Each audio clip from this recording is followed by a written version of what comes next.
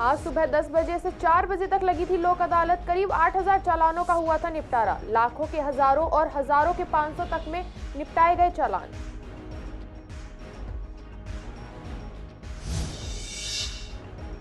पहली बार सीधे सदन में पेश हुआ बजट। नागरिक और कर्मचारियों ने किया विरोध। कहा पिछले साल के बजट को ही नया रूप देकर किया गया है प्रस्तुत।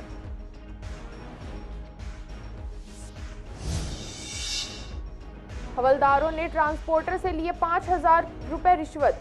सीबीआई ने दोनों हवलदारों को किया गिरफ्तार। दोनों को कड़कड़दुमा कोर्ट में पेश कर भेजा गया जेल।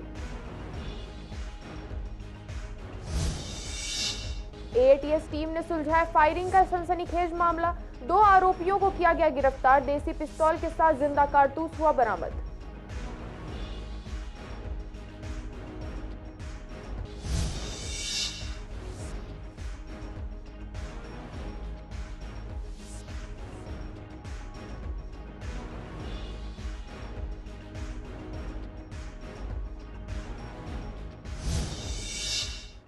नमस्कार, स्वागत है आपका पूर्वी दिल्ली खास में। मैं प्रगति मिश्रा। चलिए कुछ खास खबरों के साथ करते हैं बुलेटिन की शुरुआत। दिल्ली के सभी जिला अदालतों में लोक अदालत सुबह 10 बजे से शाम 4 बजे तक लगी। इसमें सबसे अधिक मामले ट्रैफिक चालान के थे। इसी के लिए जब हमारे संवाददाता विवेक पठानिया ने पूर्वी दिल्ली में स्थित कड़कड़दुमा कोर्ट के डीएलएसए के सदस्य से बात की तो उन्होंने बताया कि 10 डेस्क यहां मौजूद थे जिस पर लोगों की तमाम जानकारी उपलब्ध थी। कोई भी व्यक्ति हमारे पास आता तो हम उसे उसका कागज देखकर कोर्ट नंबर और किस स्थल पर मौजूद है वहां भेज देते थे। आज यहां करीब 8000 से अधिक मामलों का निपटारा हुआ। वहां आई जनता ने बताया कि लाखों के चालान हजारों में और हजारों के चालान 100, 200, 500 के अंदर निपट गए। जनता ने यह भी कहा कि ऐसे कार्यक्रम होते रहने चाहिए। सर समस्या कोई नहीं थी, हमने फॉर्म जमा किया अपने चालान का, बाकी हमारा नंबर आ गया तो हमने फीस पे कर दी, बस बाकी कोई दिक्कत नहीं हुई। नहीं, कोई दिक्कत नहीं आई। 10,300 का चालान था, 500 रुपये में हो गया। हमें तो बताया गया था कि ये डायरेक्ट ले जाकर वहाँ जमा कर देंगे। जो जज साहब के पास जो बैठते हैं और गेट पे खड़े होते हैं उन पे जमा कर देंगे, अपने आप वो नंबर आ जाएगा। इसमें लोक अदालत में हमें फ़ायदा भी है और नुकसान भी है, क्योंकि कुछ चीज़ें हैं, कुछ जजेस फ़ाइन कम कर रहे हैं, कुछ हैं कि नहीं भी कर रहे हैं, वो आधे कर देते हैं। और दूसरी बात यह है कि फ़ाइल ढूंढवाने में बहुत दिक्कतें हो रही हैं। फ़ाइल नहीं मिल रही है। अभी मेरे जानने वाले तो उनकी फ़ाइल अभी तक नहीं मिली। तो नियम से हो फ़ाइल ये पहले निकाल लें, नंबरिंग से करें। कोई टिक मार के नंबर लगा रहे हैं, उनको जो पहले आ रहा है उसको लगा रहे हैं। कोई पहले नंबर वाला खड़ा है जो तो कोई नंबर से बुला रहे हैं। तो बैंक ने अभी एक लोक अदालत में हमें बुलाया था, तो आज हम वहाँ आए थे और काफ़ी अच्छा कोऑपरेटिव था उनका, एसबीआई बैंक का। और उन्होंने जो 2.5 लाख की अमाउंट के करीब बन रही थी उसको 90,000 में सेटल कर दिया, वो भी इजी ईएमआई में। सर आज जो लोक अदालत है उसमें डीएलएसए की तरफ से कड़कड़दुमा कोर्ट में जितने भी ट्रैफिक चालान हैं, बैंक केस हैं, बिजली के केस हैं, जो भी केस हैं उनका सबका आज निस्तारण होगा। तो उसमें डीएलएसए के करीब 10 डेस्क लगे हुए अलग अलग, ईस्ट के हैं, नॉर्थ ईस्ट के हैं, सादरा के हैं। और उसमें सारे हमारे पीएलवी, एलएसए सब लगे हुए हैं पूरी व्यवस्था को देखने के लिए। वो अपना केस नंबर हमें कोई कागज़ दे दे, एक कोई डॉक्यूमेंट्स दे दे कि मैं सीलमपुर से आया और इस कोर्ट में हमारे केस है, तो हम तुरंत उसकी हेल्प करेंगे और उसको वहाँ तक भेजेंगे और उसका पूरी केस पे काम करवा देंगे। दिल्ली नगर निगम के कमिश्नर ज्ञानेश भारती ने दिल्ली नगर निगम इतिहास में पहली बार सीधे सदन में बजट प्रस्तुत किया है। ज्ञानेश भारती ने शनिवार को आयोजित विशेष बजट बैठक में वर्ष 2023 और 24 का संशोधित बजट अनुमान और 2024 से 25 का बजट अनुमान पेश किया। बजट में कमिश्नर ने दिल्ली नगर निगम को आत्मनिर्भर बनाने का जोर दिया है। बजट में कमिश्नर ने दिल्ली नगर निगम को आत्मनिर्भर बनाने पर जोर दिया है। खास बात यह है कि बजट में किसी भी तरीके की टैक्स बढ़ोतरी का कोई प्रावधान नहीं किया गया है। दिल्ली नगर निगम के कमिश्नर द्वारा पेश किए गए बजट को नेता विपक्ष राजा इकबाल सिंह ने नागरिक और कर्मचारी का विरोध बताया है। राजा इकबाल सिंह ने बताया कि इस बार प्रस्तुत किए गए बजट में कुछ भी नया नहीं है। गत वर्ष के बजट को ही नया रूप देकर प्रस्तुत किया गया है।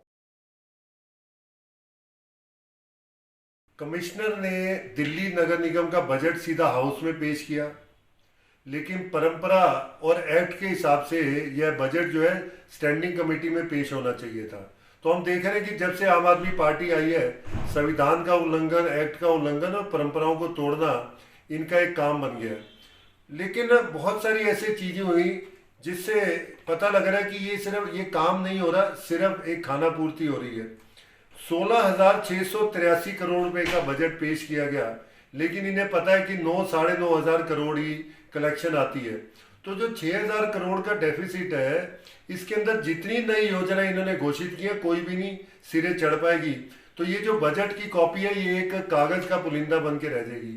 और निगम के एम्प्लॉइज विरोधी बजट है। इसमें जनता के लिए और अपने एम्प्लॉइज के लिए कुछ भी ऐसा नहीं है जिससे जनता को ये लगे कि हमारी चुनी हुई सरकार आई है। निगम के अंदर पहली बार बहुत शर्म की बात है कि आयुक्त महोदया ने हाउस के अंदर जो बजट को पढ़ा, ना तो ये टोटली अनलॉफुल प्रोसेस है।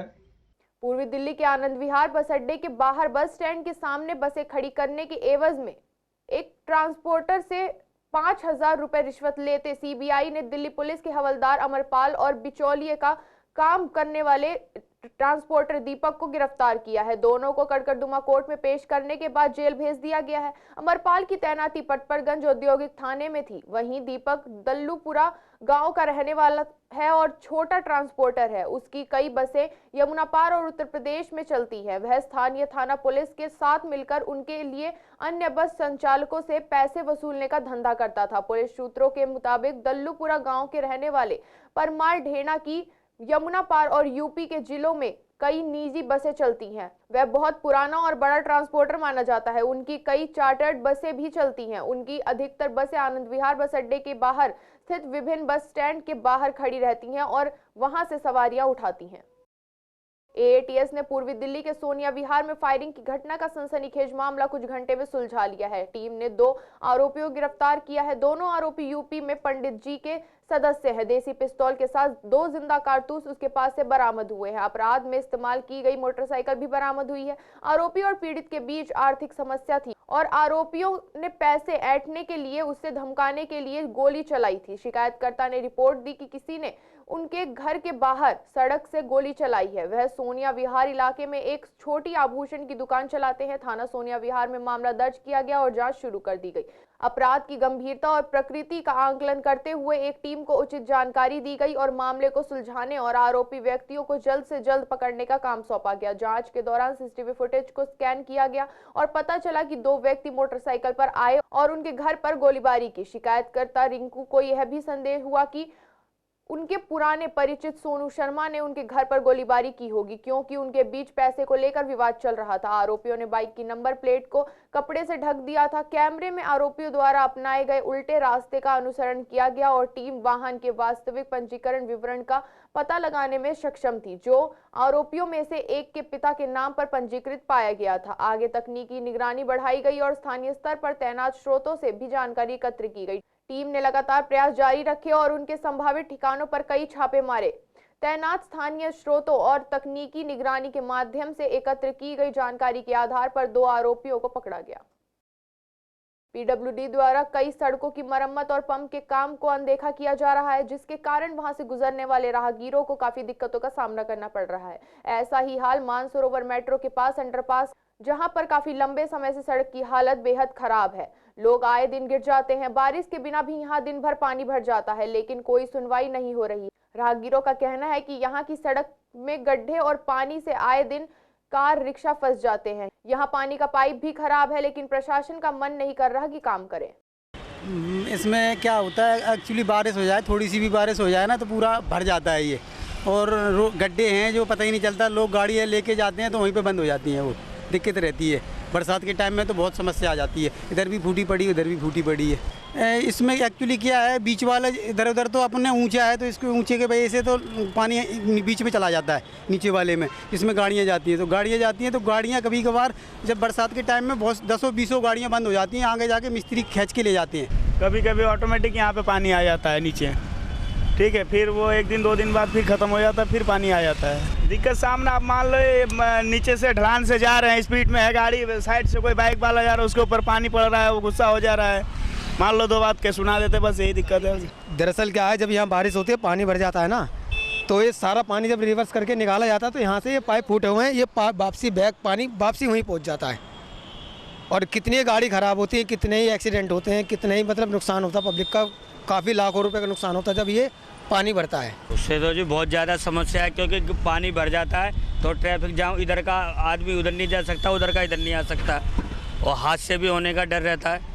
गाड़ी वगैरह फंस जाती है। हाँ जी बिल्कुल, गाड़ी फंस जाती है, कारें डूब जाती हैं। पूर्वी दिल्ली मंडावली में भक्तों द्वारा बाबा श्याम का जागरण किया गया, जिसमें आयोजकों के साथ साथ कई अन्य मान्य गण भी मौजूद रहे, जिसमें भक्ति गीतों के साथ साथ बाबा श्याम के दरबार में लोग नाचते गाते नजर आए। आयोजकों ने बताया कि यह उनका दूसरा भव्य जागरण है, जिसमें पिछले साल के मुकाबले इस साल और अधिक भक्तों की भीड़ उमड़ी है और आगे भी इसी तरह अगर बाबा की कृपा हुई तो जागरण करेंगे। श्याम परिवार का दूसरा विशाल जागरण कर रहे हैं हम लोग, बाबा की कृपा से ये कार्यक्रम चल रहा है। हाँ पहले किया था, छोटा था, इस बार थोड़ा बड़ा बाबा ने करवाया है। बहुत बढ़िया आनंद मिल रहा है सबको। ये तो बाबा ने इच्छा जागी थी, कीर्तन करवाओ तो करवा रहे हैं जी, बस और क्या है। मैं आपको बताना चाहता हूं, हमारा संस्था पिछले नवंबर में रजिस्टर्ड हुई थी। उसके बाद हम काफ़ी भंडारे जागरण हम लोग मासिक सेवा में बस ले जाते हैं, जो कि खाटू श्याम जाती है। हमें भी बड़ा आनंद का विषय है कि आज बाबा के दरबार में हमें गाने का मौका मिलेगा। बहुत अच्छा उत्साह है, बहुत बाबा की कृपा से बहुत बढ़िया प्रोग्राम है। उसी तरह खाटू श्याम बाबा का भी दिखाने के लिए कि हमारे जो कृष्ण भगवान है उनके भी एक ये अवतार है, तो उसके अकॉर्डिंग जो चल रहा है अब दिखाते हैं। इसमें प्रोग्राम 12:30 बजे तक चलेगा, 12:30 बजे तक चलेगा और हमारे क्षेत्र के निगम पार्षद, विधायक, सांसद सब ने समर्थन दिया है वो। हाँ पहले 1 साल पहले किया था, ये दूसरा हमारा विशाल कीर्तन है। पूर्वी दिल्ली के शकरपुर इलाके में पिछले काफी लंबे समय से दूषित पानी की समस्या से लोग परेशान हैं। उनका मानना है कि काफी बार शिकायत करने के बाद भी कोई सुनवाई नहीं हो रही है। साथ ही पानी इतना गंदा और बदबूदार आता है कि उनका पीना नामुमकिन है। पीने के लिए पानी खरीद कर लाना पड़ रहा है, जो कि काफी महंगा पड़ता है। इसलिए दिल्ली जल बोर्ड को चाहिए कि पानी की इस समस्या से इलाके के लोगों को निजात दिलवाएं। इतना गंदा पानी आ रहा है कि पूछो मत। पीने की तो बात ही छोड़ो, ना नहा सकते ना धो सकते, कपड़े भी नहीं धो सकते, और सूखने में ऐसी बदबू आ रही है जैसे शिवर का डायरेक्ट पानी चला आ रहा है। कौन सा डब्ल्यू ब्लॉक में गंदा पानी है। जब से मरम्मत कह रहे थे, एक दिन आया नहीं था कि मरम्मत हो रही है, कहीं सफाई हो रही है, उसके बाद 4 दिन लगातार हो गए। पानी इतना गंदा है कि चलाओ नल तो नल के पास खड़ा होना भी मुश्किल हो जाता है। पानी भी 3 दिन से बहुत गंदा आ रहा है और बहुत जगह हमने कंप्लेंट भी करी है, इसकी वीडियो भी डाली है, फोटो भी भेजी है। ना पीने के मतलब का है और ना नहाने के मतलब का। शिकायत करी है, अपने RW में ग्रुप में डाला है मैसेज, कोई सुनवाई नहीं है इसकी। कौन है इसका कार्यकर्ता, कौन देखने वाला, कुछ नहीं पता। WA ब्लॉक के RWA ग्रुप हमारा बना हुआ है, उसमें कोई नहीं पता है कौन डाल रहा है, कौन इसको सुनवाई कर रहा है। WA चाहे बहुत गंदा पानी आ रहा है, ना हम नहा सकते ना धो सकते, बहुत गंदा पानी आ रहा है, बहुत गंदा, नहा भी नहीं सकते। ये 4 दिन से तक आ रही है हमारे यहाँ, बहुत दिल्ली जल बोर्ड का है, अब तो आ ही नहीं रहा। भारतीय जनता पार्टी के प्रदेश उपाध्यक्ष विष्णु मित्तल का कहना है कि पूर्वी दिल्ली के अंदर निर्णय लिया गया है कि एक भी ऐसा घर नहीं होगा जहां मोतियाबिंद का मरीज या कैंसर का मरीज हो। जानकारी के मुताबिक प्रत्येक हफ्ते में 2 हेल्थ शिविर आयोजन किए जा रहे हैं, जिसमें मुख्यतः मोतियाबिंद और कान के इलाज के साथ कैंसर के 8 तरह की स्कैनिंग की जा रही है। आपको बताते चले कि यह इलाज पूर्णतः निःशुल्क है। इसमें अगर ऑपरेशन होना है तो वो भी निःशुल्क कराया जा रहा है। आज ये निःशुल्क स्वास्थ्य जांच शिविर है जो कि विश्वास नगर में रखा गया है। इसमें कई तरीके की जांच हो रही है, जैसे आँखों की जांच हो रही है, निःशुल्क चश्मे दे रहे हैं। किसी को मोतियाबिंद है तो उसका निःशुल्क ऑपरेशन भी हमारी संस्था की तरफ से होगा। इसी तरीके से कानों की जांच की भी मशीन ऊपर लगी है, काफ़ी अच्छी मशीन है। तो किसी को सुनने में अगर थोड़ा कम सुनता है, कुछ समस्या है, तो उनको हम एक मशीन दे रहे हैं जिसको हियरिंग एड बोलते हैं। मार्केट में 800 से 1000 रुपये की मिलती है, वो भी हम निःशुल्क दे रहे हैं। और मैक्स की पूरी टीम है। भाई साहब बहुत बढ़िया व्यवस्था, कोई भीड़ नहीं है, कोई दिक्कत नहीं है। डॉक्टर बहुत कोऑपरेट कर रहे हैं, हर चीज़ समझा रहे हैं, कैसे कहाँ आपको करना है, कोई दिक्कत नहीं हो रही है। मैंने यहाँ पे आँखों का, BP का, शुगर का, हड्डियों का और प्रोस्टेट सब चीज़ का टेस्ट करवाया अपना। डॉक्टर बहुत कोऑपरेट है, व्यवस्था बहुत बढ़िया है। स्कैनिंग है, चेस्ट का एक्सरे है, हर तरह का दिक्कत, खून की जांच हो रही है, कोई दिक्कत नहीं आ रही है यहाँ पे।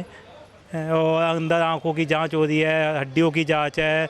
उत्तरी पूर्वी जिला पुलिस के हाथ लगी कामयाबी। पुलिस ने एक जनरल स्टोर में हुई डकैती का मामला सुलझाया। पुलिस ने एक आरोपी सहित 2 नाबालिगों को गिरफ्तार किया है। अपराध में प्रयुक्त चाकू भी बरामद कर लिया गया है। आरोपी ने कबूला आसानी से पैसा कमाने के लिए अपराध करते थे। शिकायतकर्ता ने जनरल स्टोर पर डकैती की घटना को अंजाम दिया और चाकू दिखाकर 8000 रुपए लूट लिए। थाना भजनपुरा में मामला दर्ज किया गया और जांच शुरू की गई। अपराध की गंभीरता और प्रकृति का आंकलन करते हुए इंस्पेक्टर के नेतृत्व में एक टीम का गठन किया गया। टीम को उचित जानकारी दी गई और मामले को सुलझाने और आरोपी व्यक्तियों को जल्द से जल्द पकड़ने का काम सौंपा गया। जांच के दौरान टीम ने तकनीकी निगरानी की और आसपास लगे कैमरों के सीसीटीवी फुटेज को स्कैन किया। स्थानीय स्तर पर तैनात सूत्रों से भी जानकारी जुटाई गई। टीम ने लगातार प्रयास जारी रखे और कई छापे मारे। तैनात स्थानीय स्रोतों और तकनीकी निगरानी के माध्यम से एकत्र की गई जानकारी के आधार पर एक आरोपी और 2 नाबालिगों को गिरफ्तार कर लिया गया। आज के बुलेटिन में केवल इतना ही। ऐसी तमाम खबरों के लिए देखते रहें पूर्वी दिल्ली खास।